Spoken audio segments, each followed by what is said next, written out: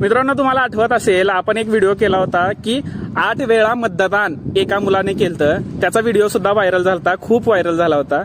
त्या मतदारसंघामध्ये म्हणजेच उत्तर प्रदेशच्या फारुखाबादमध्ये 25 मेला पुन्हा एकदा मतदान होणार आहे. री इलेक्शन त्या भागात होणार आहे.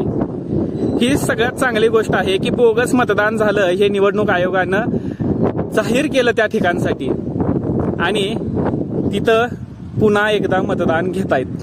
ही इलेक्शन कमिशनसाठी एक पॉझिटिव्ह गोष्ट आहे. आपण त्यांना आता मृत जाहीर केलंय. काही अंशी जीव आहे असं म्हणायला काही हरकत नाहीये, कारण त्यांनी काहीतरी ऍक्शन आत्ता घेतलेली आहे. निवडणुकीच्या नंतरनं ऍक्शन न घेता निवडणुकीच्या आधी त्यांनी ऍक्शन घेऊन त्यांनी जिवंत असल्याचा थोडासा पुरावा दिलेला आहे. आणि त्या मुलानं भाजपला मतदान केलं 8 वेळा. ही विसरून चालणारी गोष्ट नाहीये.